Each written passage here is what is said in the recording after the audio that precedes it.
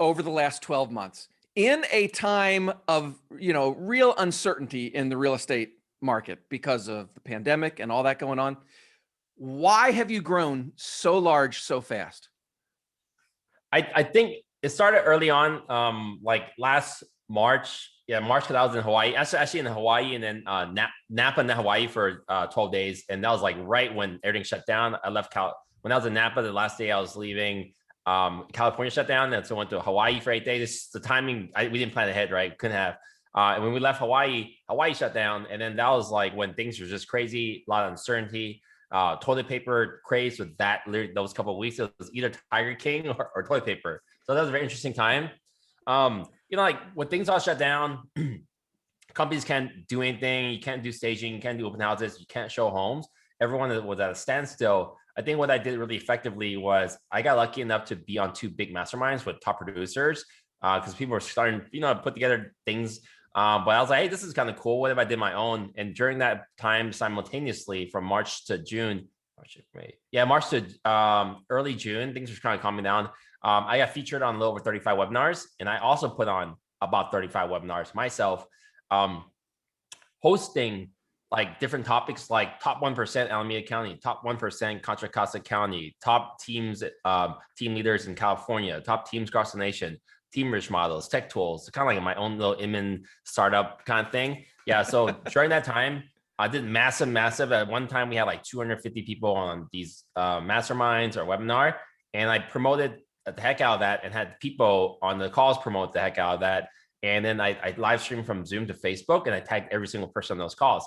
So every time we had a webinar, there was like 12 to 20 different people, mostly local top agents that were featured. So I was able to put myself out there. Like there's really no one in the Bay Area, if they're on Facebook, that didn't know who I am, because I tagged every single person that was a top producer in my market. So during that time, I got to really showcase what I knew about real estate. Because I think a lot of times people think I just go to these big conferences and party all day and refer, but I actually know things. So it's kind of cool to really like showcase that. And for these things, it's kind of interesting.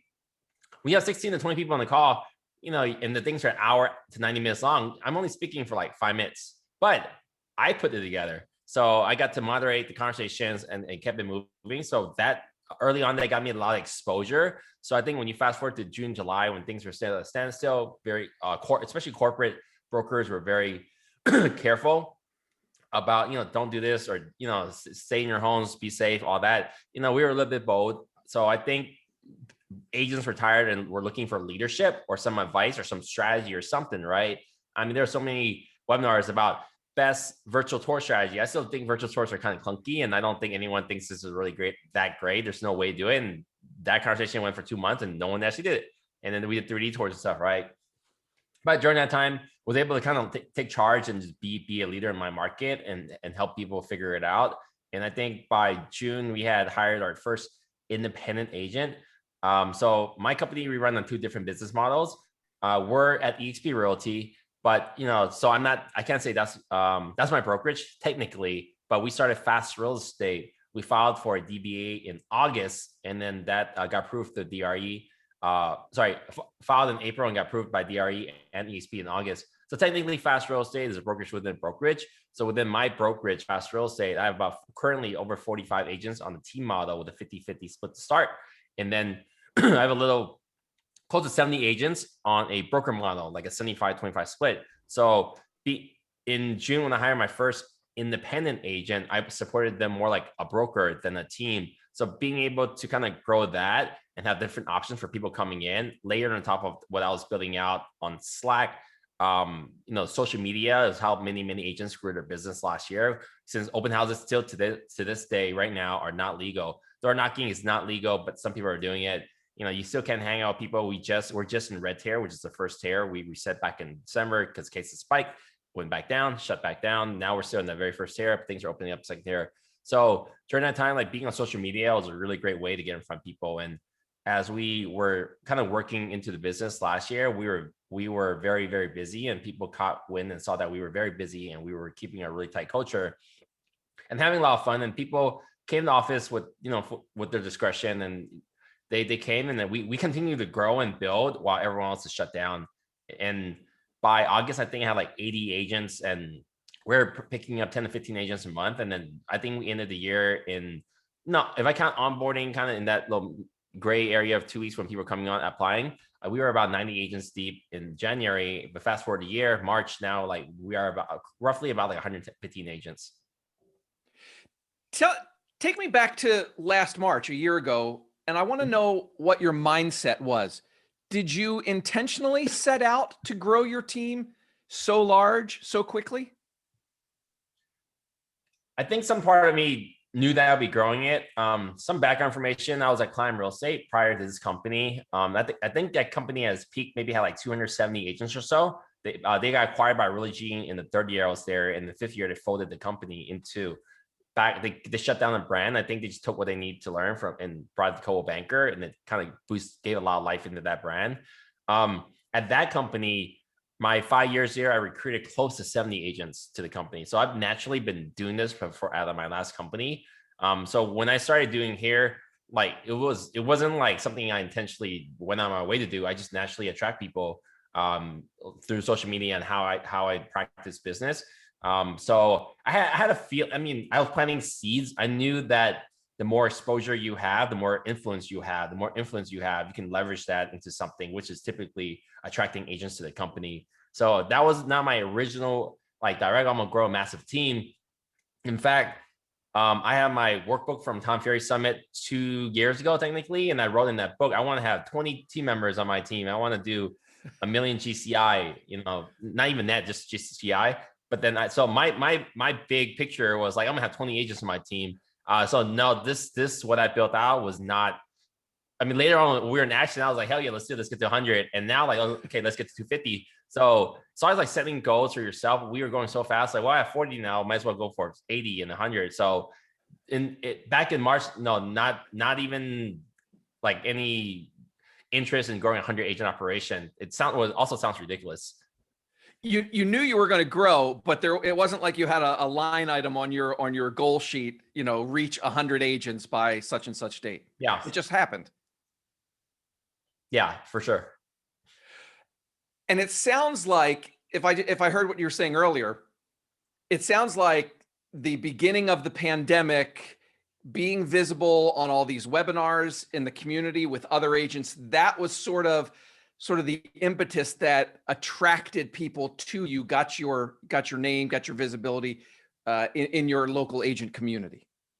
Yeah, absolutely. And then we did that. We're just doing things you're supposed to do, but people were slow to pivot. I mean, you hear that word a lot, but we were truly pivoting. We experimented with things like, hey, let's just keep a Zoom room open all day.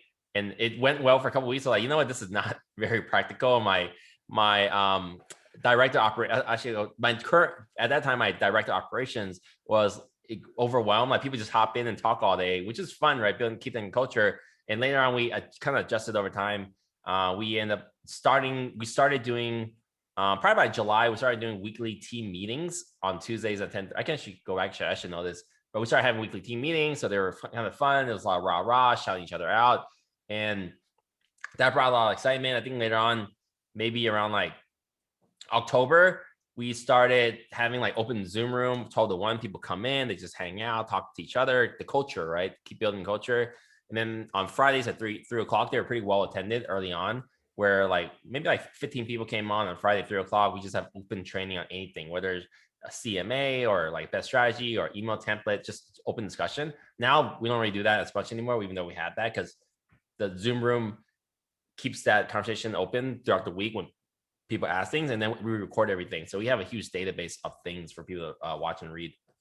It sounds like in order to facilitate this rapid growth and keep everybody on the same page, you're like doubling down on contact and communication, even if it's remote, even if it's by Zoom. Yeah, a lot of people have asked us like, and I've asked myself like, how do we build this culture? And it sounds crazy. Oh, you built this culture over Zoom, but like in actuality, because I had the team. So if I go back 2 years, last January, I had 1 or 2 team members in January. And then that 1 year I grew to 10 team members within like January to November. So that's like that team member, the personality of my team revolves around me, because that's how teams work around team life. But then now the culture has now grown to be something separate is an own entity that revolves around the DNA and the culture and personality of the team members. But when the pandemic, well, actually, sorry, even before COVID strike, January 23rd, no, like January 9th or so that week, Climb Real Estate shut down. I found one, I've been with them for 5 years. I found out the day before they shut down. So I didn't have any like idea either. But it was funny because I talked to my president the month before, Christine Kim, and we sat down. I was like, we haven't got a budget back from Realogy. We're not sure what's going on. They haven't got back to us. And I was like, I had no idea what's going on. I was like, what? I love this company. I'm not going anywhere. Like I'm fully on board. But the only reason I would ever leave this company is the only reason I'm staying in this company is I love the office space itself. It was a really cool space. And I love the leadership team. I was also part of the leadership team. If there wasn't a leadership team or the office, there's no reason for me to stay there. Being a $56 million producer that year, I can pretty much go anywhere and get a really good split, right? But then lo and behold, next month came. I was like, you know what? If the leadership team isn't with me anymore and the space isn't there, then I can go shop. When the day after they told us, I ended up interviewing 17 different companies within 10 days. If I didn't count the weekend, I would say 8 days. And I met 13 face-to-face. We were exploring a Coldwell Banker office in Montclair, and we walked there, and I was like, you know what, team? I think it was like 6, 7 of us. Let's just surprise these brokers. Let's just walk in their shop right now. There was like Sotheby's, there was a Compass, there was a right. We just, rather than wait for the sales manager to get ready for us, right? And like get everything looking, we just showed up like, hey, we're shopping. I mean, everyone in town knew we were shopping. So we went in and walked down and we immediately had this thing, so they couldn't cut them all off guard, kind of check out the real atmosphere. Oh, Grub Company had this amazing office. But after that extensive search, meeting with 13 people in person, both the KWs, both the Coldwell Banker, was like, you know what? None of these brands were very exciting coming from Climb, which had a very unique culture, and that's what drew a lot of attention to them, being techy, being forward thinking, having really hip marketing, not just high level marketing. We was like, none of these are really our flavor. But we sat down, we had like 20 something people at the office back at Climb, gathered together and like brainstorm. A lot of people went to Compass. What I saw during that time, like kind of more forward thinking people went to Compass, because Compass has always been a great brand. And then the safe people that are like, I could tell like a lot of security, didn't want too much change. They just went ahead. So about 25% of clients just went to Coldwell Banker, because I was like, you guys should go here. So they went there, and I'm sure they all done really well.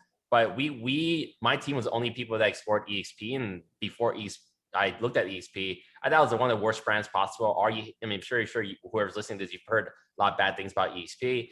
But I went there because it was cheap, 16 grand cap, and then I can do my own marketing. And because of that, I paid out over 100 something grand at Climb Real Estate the year before. Again, I had no problem paying it because I loved it there.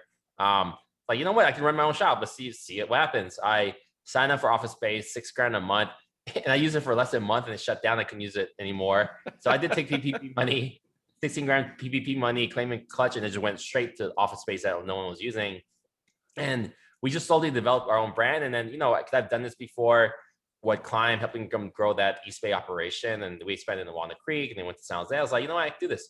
So by June, 19 agents, we picked up our first small office, like $1,000 for like a little 90 square feet office. And literally 2 weeks later, we got another one. And I think a couple weeks later, we got another one. At one point, we had 6 offices by like September. So like 6. And then we kind of moved over to a large one and 2 large one. Now we have 3 large one.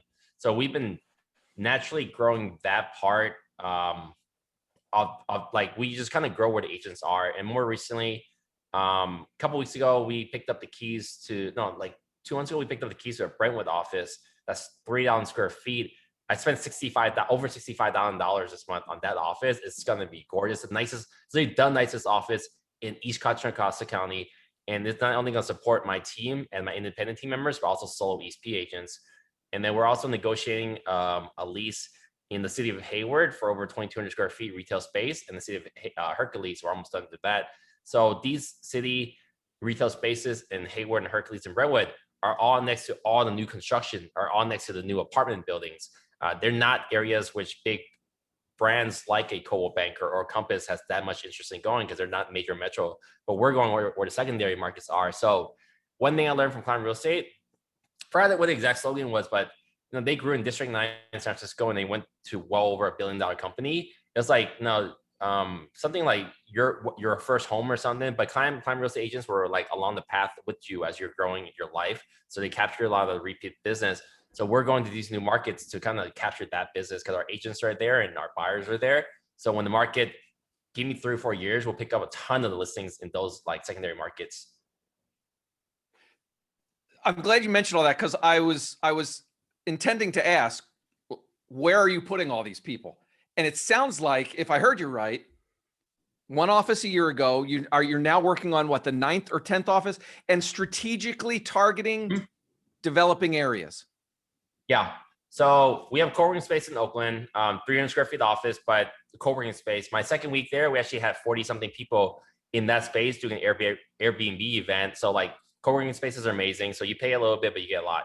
Co-working space in Oakland. And then this past January, well, 2 months ago, an agent on my team bought a house and we're using it a frat house. So I gave my top 3 agents personal offices there. I bought them the desk, the monitors. I bought everyone. I'll talk about laptops in a while, but I have brand new desks, monitors, laptops, tables, everything. And then right in the middle of the living room, there's like 3 tables laid out with like 5 computer screens. So it's just a crazy co-working space. And I'm buying my house in July. I'm closing on one. And then we have Industrious, Walnut Creek, which is the 3 large co-working offices right above the shopping center. So it's gorgeous views right there. It's pretty expensive. It's like we're paying about 14 grand being 3 offices. But again, there's like thousands of extra square feet we can use. And then we have this Brentwood office location. So that's 4 offices. And then Hayward Hercules makes it 5 and 6.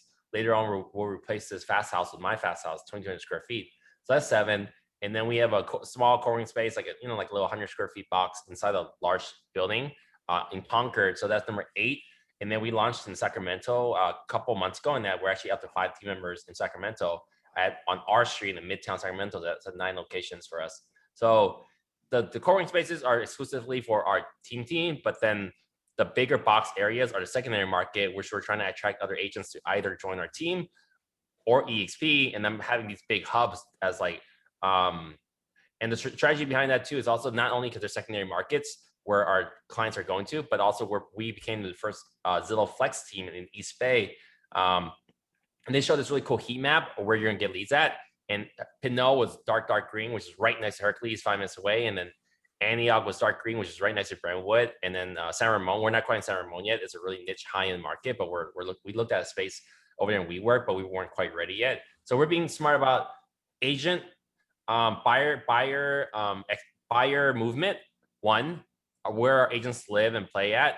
2, and 3, Zillow Flex. And just so happens they land on all these 3 hubs. So we're growing where business is going to be coming a lot versus fighting for the same business. The piece of pie has shrank a lot in the city of Oakland or Berkeley or whatnot over here. So we're going pretty far with our geographic reach. You have mentioned team culture a few times. Mm-hmm. How do you describe the fast agent team culture?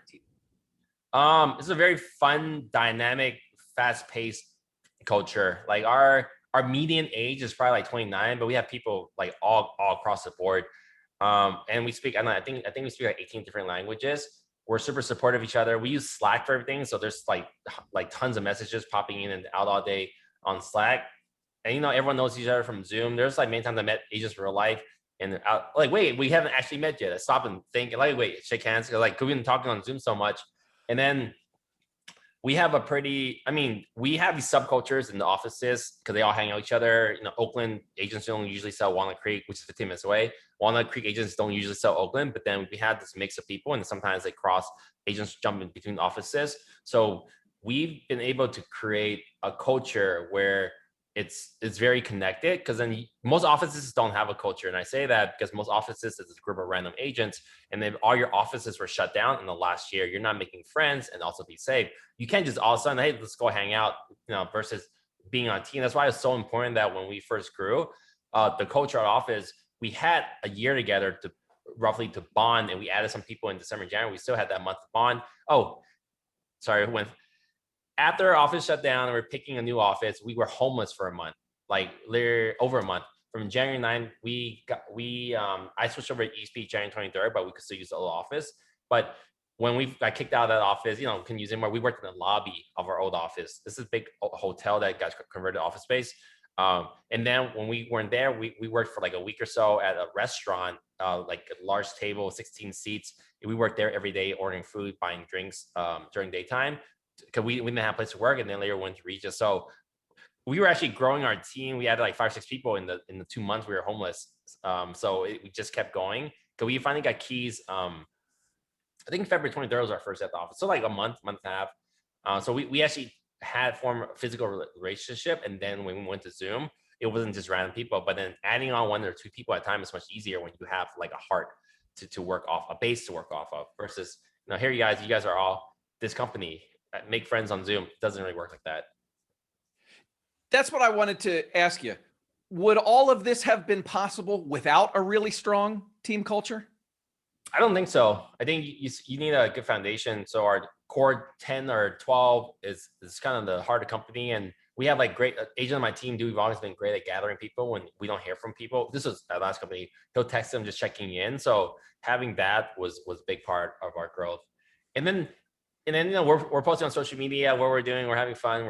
We have Zoom calls. Other people are like, wait, my company doesn't have these Zoom calls except to give us things to tell us to stay out of trouble, right? I don't know, like policies and CR updates. Like, that's not really that fun.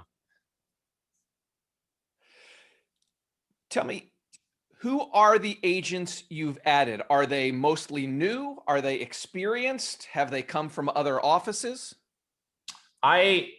If you guys check out jointeamfast.com, you can actually see our entire roster. You can see their name, phone number, Instagram handle, email address, which company they came from, who their ESP sponsor is, and whether they're a new agent or not. So on our roster, about 25 of our agents are brand new. So a quarter of our company is brand new. And many we're attracting. We originally, like as a newer team or company, if you don't have much market share or influence, you're attracting new agents. New agents are easiest people to attract, right? Because they're shopping and you have something decent, they're gonna land with you. During that phase, when we start bringing on independent agents, other independent agents caught wind, especially top agents that were like open house based with no business. We were still paying for Zillow. We were in $2,000 spend in January, by the way. We actually decreased like crazy, but then it was so good, we kept increasing our spend because we were getting good ROI on it. Agents were looking to us. Like one company with over, I think 25 agents. I say acquired, but they're gonna be like, they moved over to Compass and we're powered by Compass. 8 of their agents left and we picked up like 6 of them, maybe 7, I think, and then 2 left, went complete independent. So as agents were moving around, very unhappy with their current brokerage, there's a lot of movements last year. We were a top contender, at least have that conversation with people.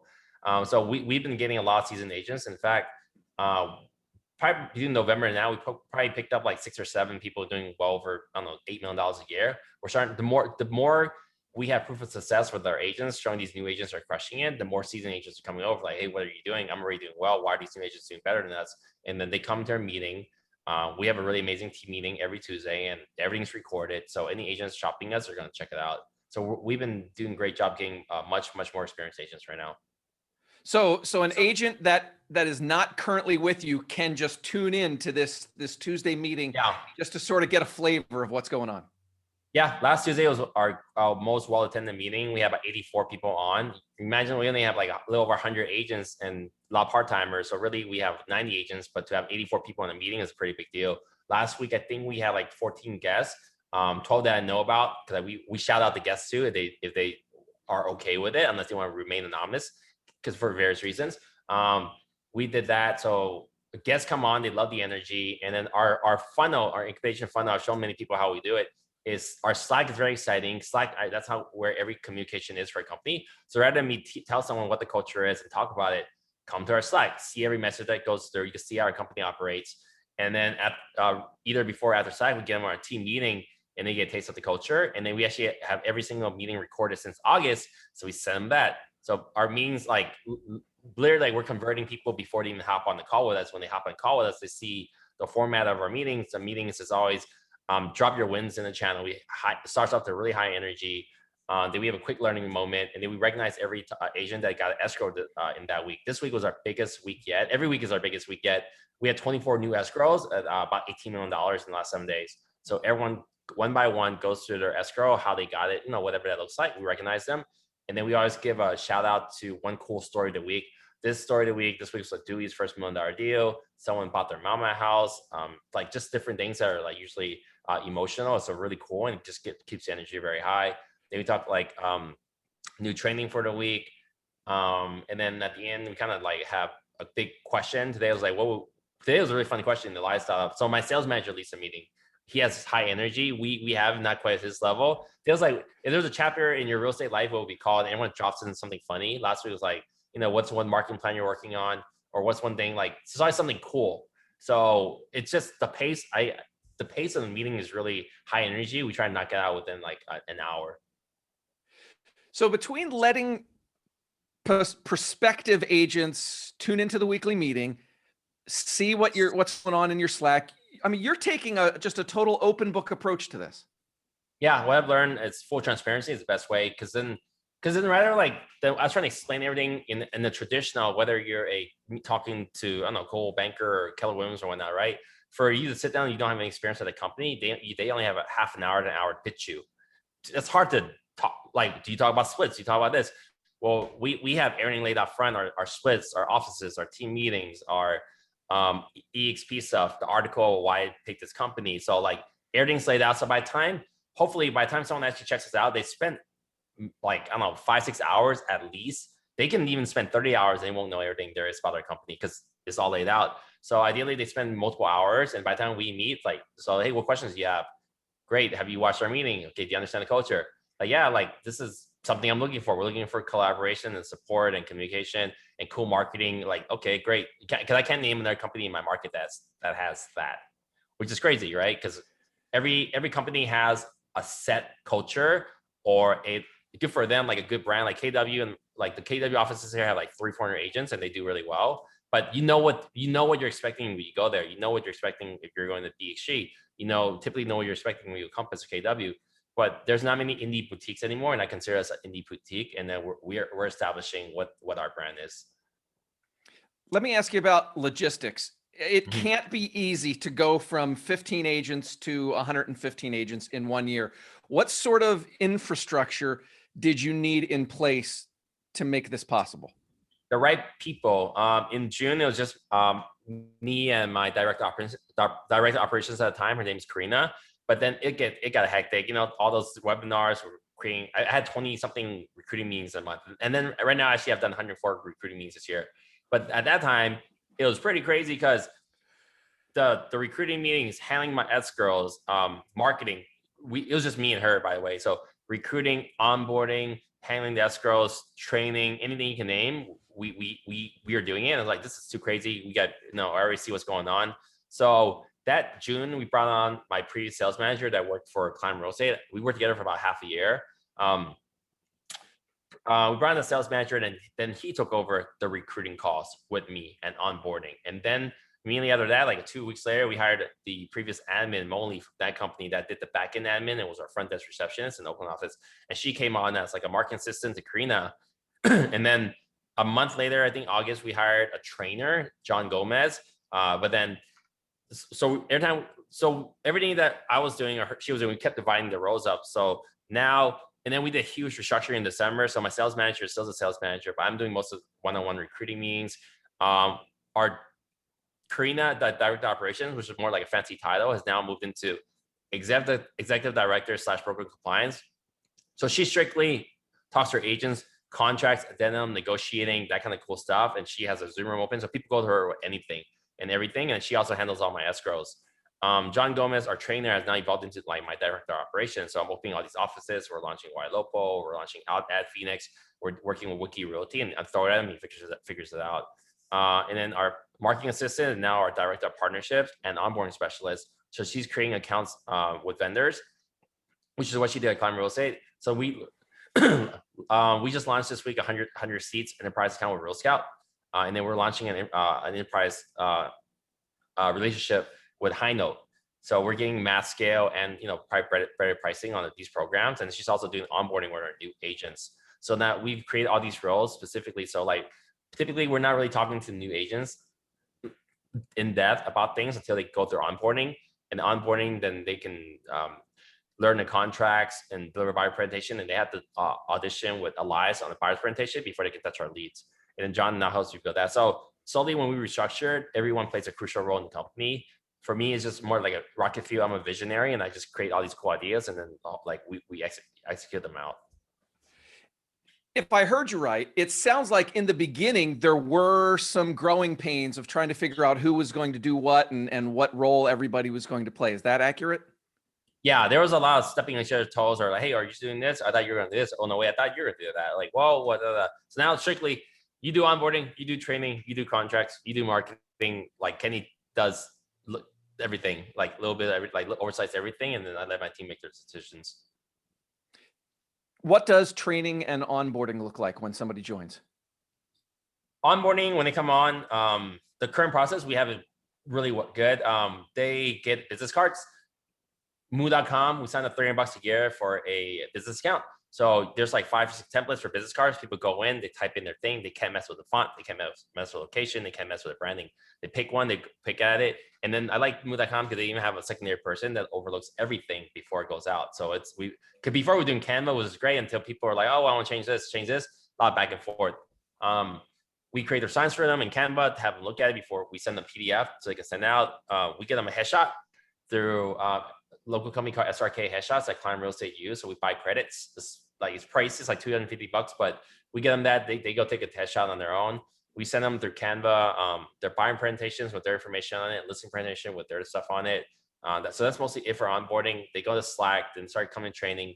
This is old school, but we have a Google check spreadsheet with things they need to knock out, like sign up for this profile, then add this, and and then add them to Zillow, and then if they want to, they can get sell with dialer. They can start hitting the lead pond. If they have some experience, they can start hitting our lead pond. We have 5,000 leads, and then they kind of just work their way in the company and build out. Then we work with them, kind of building out their brand. People pick up pretty fast because having a company where we're growing this fast, there's 10 people right in front of you that kind of did what you're supposed to do right now. So everyone's kind of picking up each other. So for the most part, our onboarding and like inserting people in the company has been overall pretty smooth. Is it most of the team leaders that I talk to, they have like what, a 90-day training program, 30, 60, 90. Do you do something like that? Kind of, but we're not so set on that that day stuff. We we have part-timers and people different goals. We see Zillow Flex is one of the big things in our company. So they work the leads. If they want to get on a Zillow Flex program, they do everything they can to get on that. And what does that look like? Well, you need to know the purchase agreement. You need to be able to deliver a strong buyer's presentation over Zoom to Elias, our sales manager. A couple of people have failed, or alerting and getting better. And then you can come into a Thursday meetings at 10:30 to audition and watch people audition for Zillow Flex. Because Zillow Flex is really important for us. We're converting at 4%. So we have 250 leads a month. So we're doing like 10 contracts a month. Average price anywhere from 800 to well over $1 million. So that's the cream of the crop. And one thing we learned about our team, any team, you're 1099, we can't tell you what to do. But if you want this is what it takes to do this. And then so our Zillow Flex team is like the SWAT team of our team inside our brokerage. And then a couple weeks ago on Zillow Flex, we now launched 6 teams within our we call them squads within our company, where now they have weekly meetings, high level accountability. We go in and we listen to your calls, such. So the whole point, we're helping people build their business, but also we're opening up lead sources for them. We're also signing up agents on Redfin Partner Agent. We're launching Ojo Lab soon. We're getting people on OpCity. A couple of agents are landed. So every agent, we had like 5, 6 agents that are like on deal number 8 or 10 within less than half a year here. Or we have an agent second year, first year they did 2 deals part-time. Last year did 15. And right now he's on deal like number 8 already, first quarter. Another top agent, Vivian Ho on our team, I think 5 years in business, did 11 deals last year. I think she's on deal number 10 for the year. So it's just, when you're surrounded by really motivated people, it just makes you work harder, and it keeps it pretty fun. We have a Facebook community, a Facebook listener community, Kenny, and I speaking of lead sources and all that sort of stuff, in our Facebook listener community, I posted earlier that you and I were going to be talking about this rapid team expansion. Does anybody have any questions? And so an agent up here in Washington State, Jordy Romer, he said, had a question very relevant to what you were just talking about. In this current market where inventory is so limited, multiple offers are common, are your buyers agents winning enough bidding wars to survive? I mean, that's so whatever answer I give you is not gonna be like hard to quantitate, because it's, yeah, they're winning. We have I think we have like 89 escrows right now.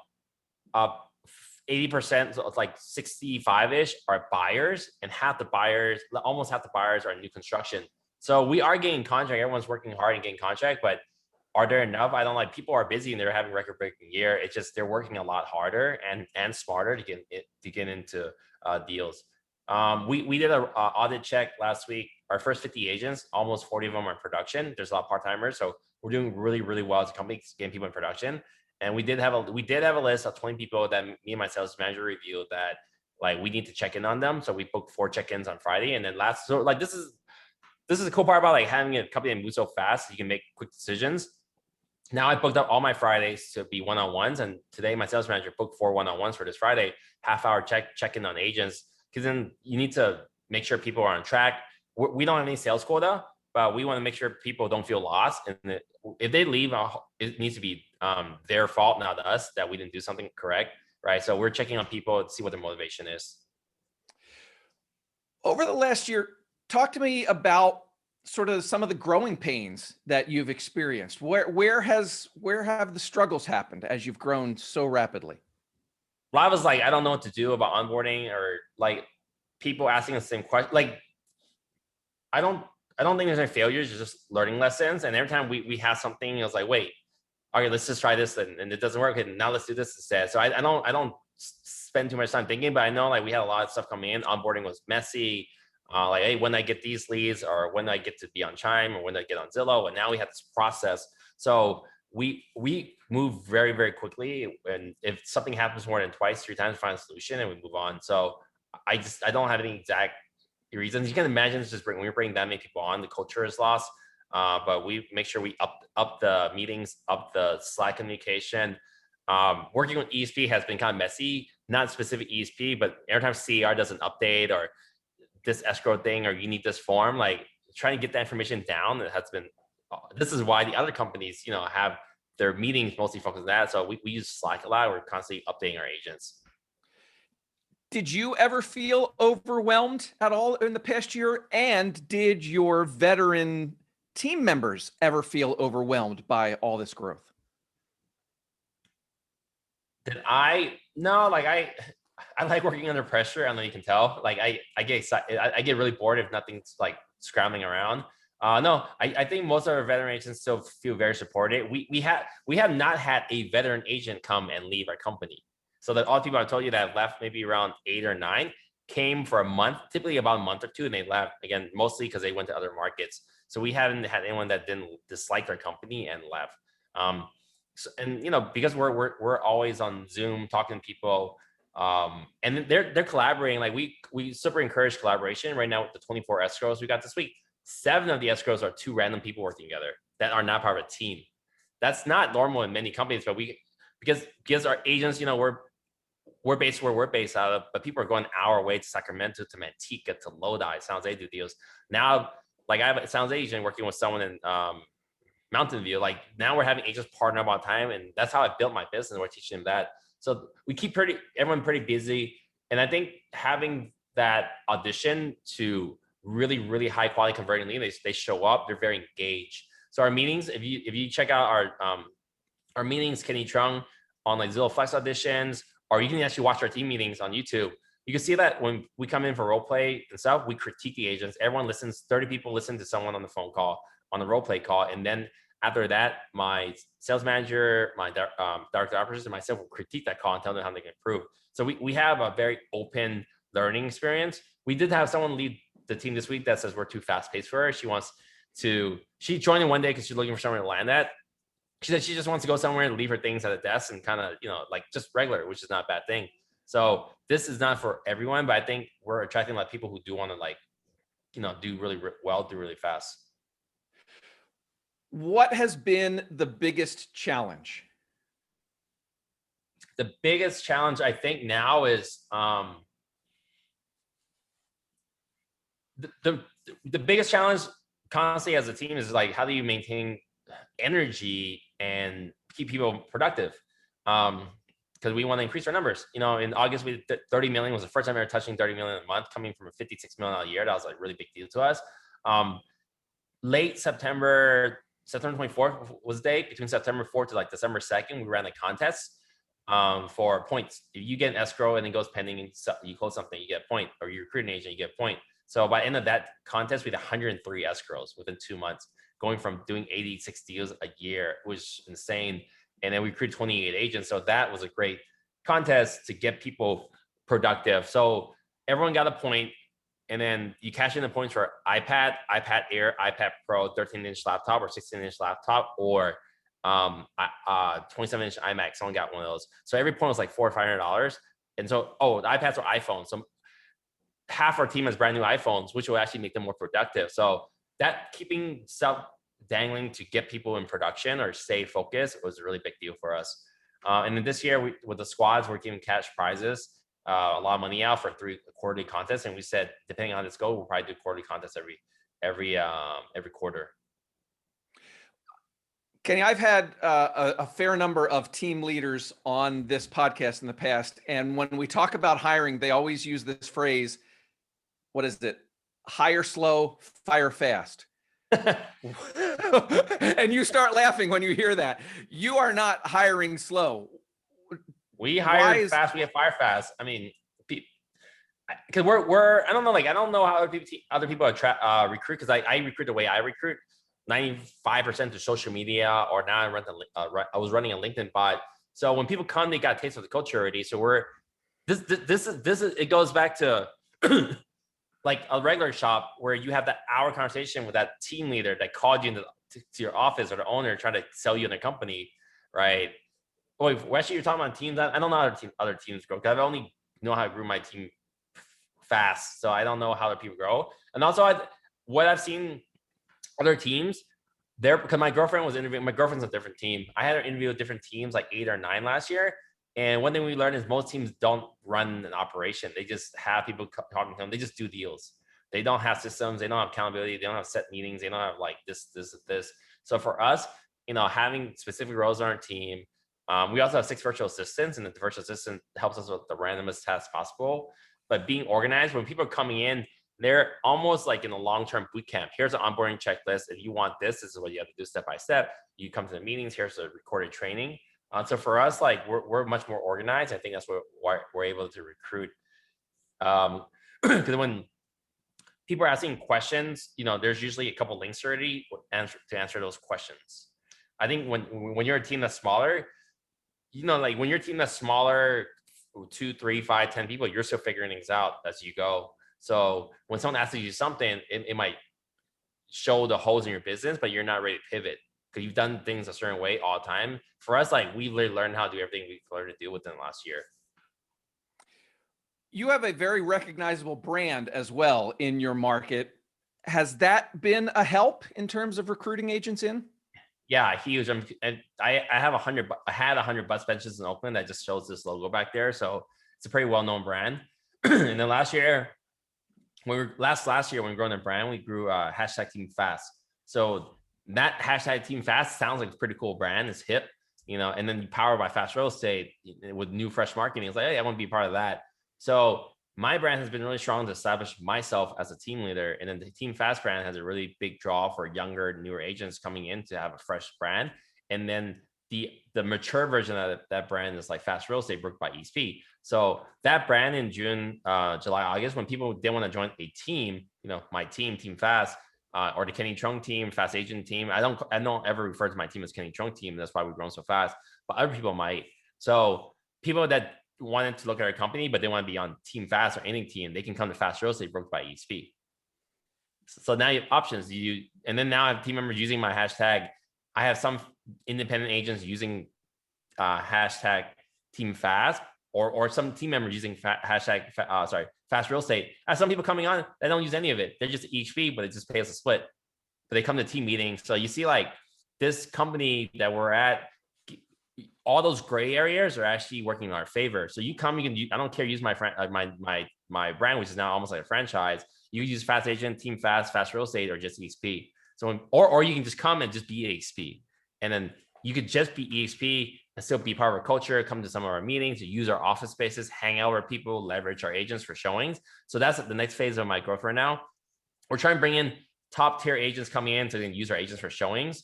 And then if you want to leave, great. You can still stay EXP and you can use my big offices. We have talked about some of the challenges and the pain points in this incredible growth you've experienced. What's been the most rewarding aspect of it?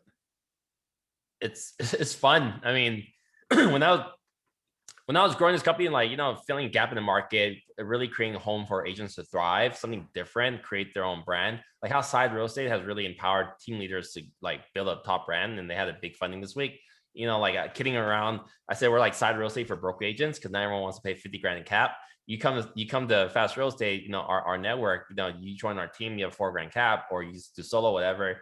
We were California's first mega team, by the way. Mega team is a team that does 175 transactions, where team member caps drops from 8 grand to 4 grand. We were very first, and my sponsor, just 4 now in the last 2 months, but we were the first, helping agents grow their businesses.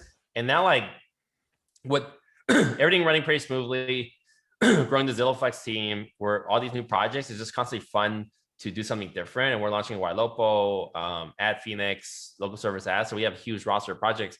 So continue to grow. I mean, obviously money is really great too. So we're doing really, really well. We're doing freaking 600 million this year, which is unbelievable. But growing that, and then like the next phase is kind of like, all these offices I mentioned, I would like within the next couple of years to start buying out small offices, collaborating with team members and other people, and we'll buy out all these offices, and then we'll rent it out to myself, and we'll collect a lot of rent, and I get the write-off. And then these offices, dream would be having a small office in every single city. And then now we can recruit to our team and to EXP any city in the Bay Area, which is something unheard of, because every other company is ran differently that's independently owned and franchised, like a KW, right? There's probably 10 KWs within less than an hour of me, but everyone's different. So like, what if I had the master hub, and you join my network, you can access any city, anywhere, and the agents pay for the hubs, where they're getting money from that, and then they recruit the EXP, they get money from that. So building revenue share and building wealth for the people working under me, as like one thing as a leader, right? This I got from KW, as you're growing your ecosystem, the bigger you grow, the more room you have for everyone. So if I grow bigger, there's more opportunities for team leaders to rise in my network. Like I was a $56 million team. Great. Well, once I'm a $1 billion team by next year, well, there's going to be many $56 million teams in my company. It took me 10 years to get there. I can get people there in like 2, 3, 4 years. And then as we get bigger, overall, the team members get bigger, and it'll attract more and more people. So I feel like, we're really growing our dream company in brokerage exactly the way we want to grow it, which is not unheard of. And then, I make fun of other companies all the time on my social media, which is actually a big part of my recruiting. But it feels really good to put a dent in some other companies that are completely just crushed our market, whatever that looks like, and to do something different. Because like rise of the indie, right? I feel like we're the first brand ever to make, probably in the nation around, to go to 100 team members in a year. But like all these companies are doing it their way. We're coming here, the underdog, just completely coming, crushing it. To go from a $56 million team to a $120 million team first year to a $1 billion company within 2 years is just crazy. And imagine all the opportunities that will open from that. I'm glad you talked about that, because it sounds to me like there's also this element of trying to forge a different way of doing things in real estate. You gotta stay innovative, right? Like there's no one doing it anymore. And I feel like the more and more companies, conglomerates like acquire each other, the less flavor out there. It's just really, really boring. We're coming in different. And again, like it's really making a dent in the way things are done. Like when Compass came, they crushed everyone, 35% market share, San Francisco, but they really upped the marketing game. Every company within the next few years after Compass came finally did email marketing, and then they started doing incentives and and they started making offices nicer. So that's set the bar really high, and that's a new standard now. That's not even the bar. That's the new standard. And great they came. But now, like, okay, individual agent branding. Companies are starting to shift a little bit, allowing agents. I've seen like Keller Williams locally has a lot of agents that are really creative. Now I'm seeing cars that are green and yellow and cool. I was like, this is cool. They're finally respecting the agents and helping them build their brand. Like Side Real Estate really up that level, but we know we're at the forefront, and we're really wanting our agents to kind of like be out there, be solo.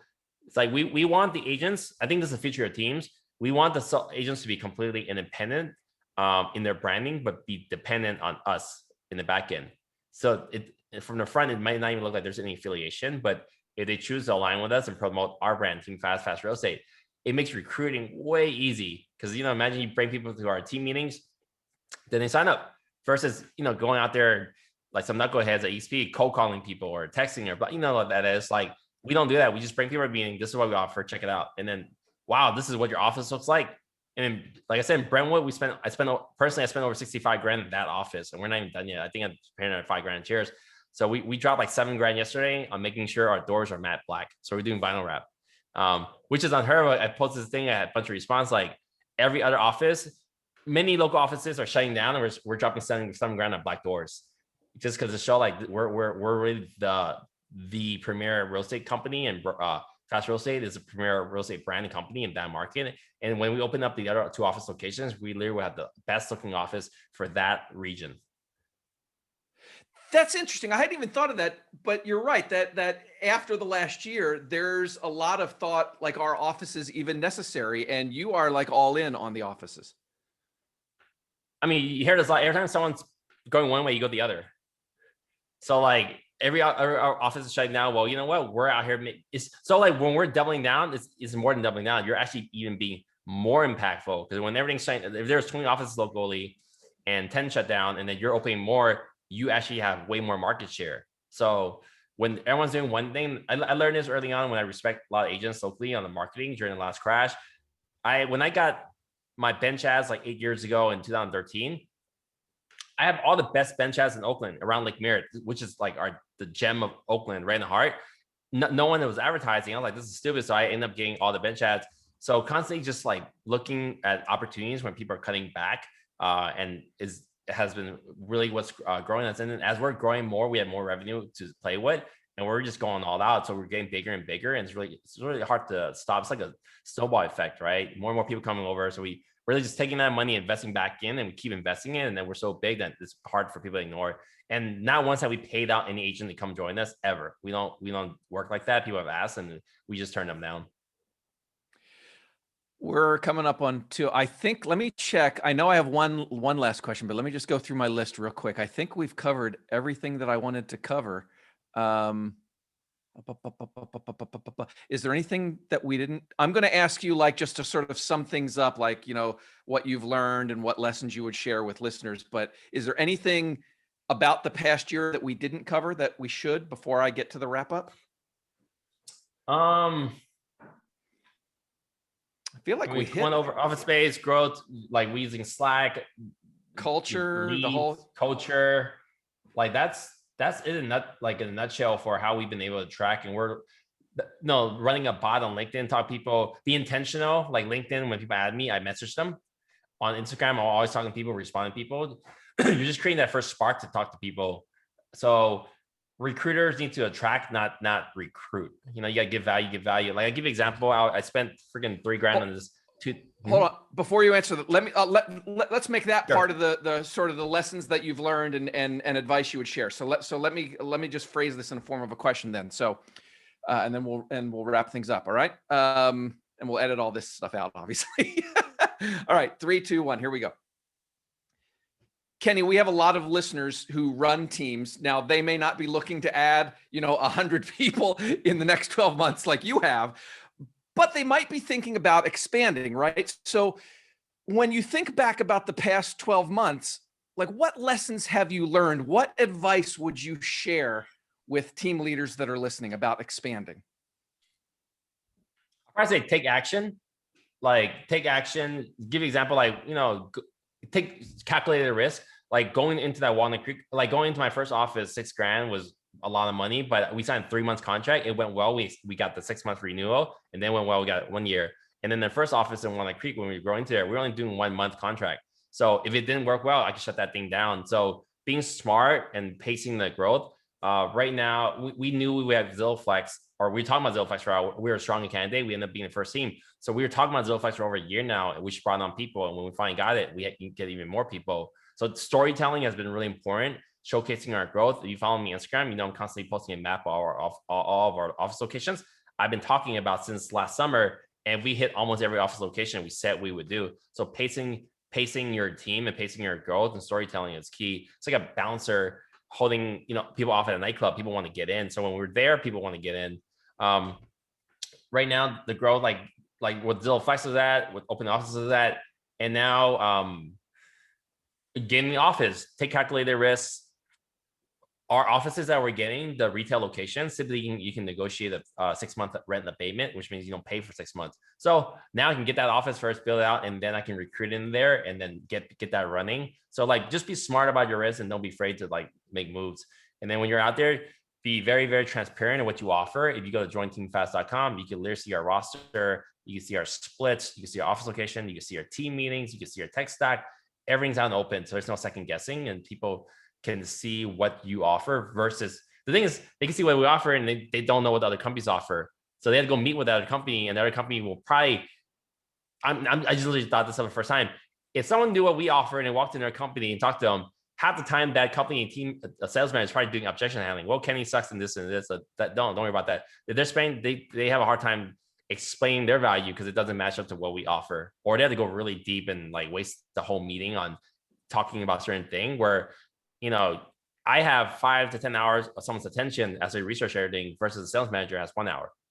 For them to dive into their text tool an hour. Okay, now you dive into splits. Well, I read Kenny's splits already. Well, now I can tell you my splits. You see that if you put yourself out there and everything you have, you're going to attract the right people. You don't need to track everyone, and you'll just disqualify people even before they like talk to you. Go into what you were saying before I cut you off. You were talking about the difference between recruiting and attracting. Yeah, providing value. I came to this I'll give you an example. I'm always adding people to my database. I was this mastermind on how to build an ISA department. It was a 2-day thing. 80 people came out. It was like really 12 hours of really high quality content. And they had this really cool spreadsheet on how to scale an ISA team. And I made that like, who wants this? So I do this a lot. I post things like, who wants this? And then like 12 people reach out to me. Now I've added them to my IG, new things come in. And I mean, you guys want to check out the link, it's bit.ly/ISA scale planner. But I do this all the time. I go to the conference and there's a really big pickup or a great website or something to download. I was like, who wants this? So you're creating people into your funnel and you're making them watch your stories and then explain. So you go on my Instagram right now. You can actually watch like, I think almost 2,000 stories. It sounds crazy, but this is since January. I do about 50 a day. And every day during my day, I put everything in buckets. General stuff, EXP stuff, fast real estate stuff, food stuff, funny stuff, car stuff. That's really it. There's 6 buckets. So every day, so like if someone were to discover me today, like after you're watching this podcast, listening to this podcast, you discover this, you might then go into, you know, the Instagram and then learn a little bit about me. And then hopefully that creates a conversation and increase more action. I think that's a good stopping place. I don't have anything else that I wanted to ask you. Dude, this was really awesome. This is great. And then I've done these calls all the time on Zoom. Now I can send it to people because I'm recruiting team leaders too.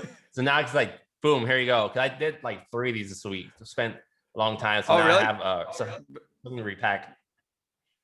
Am I going to be in your Instagram stories, Kenny? I recorded this whole thing. I think so. Okay. Well, I'll say hello to everyone whoever happens to see that. Hey, all right. Like I said, I think I covered everything. This is really good. I'm going to hit stop recording on my end. So hold on a second right there. All right. So I think I'm running about a month out. So what is this? So it's late March. So this will probably be somewhere around mid to late April. I'll be in touch before then. Obviously, I'll need like a headshot, whatever photos you can share so that when we publish this, we do like 3 days of hard promotion on it on our social media channels, and I'll ping you. So if you want to promote it as well, you can do that. Cool. Sounds good. But I'll be in touch over email just to let you know what I need in terms of photos and stuff. All right. Yeah, perfect. Kenny, thank you, sir. I appreciate it. I'll talk to you soon, man. All right, Matt. All right. Bye-bye.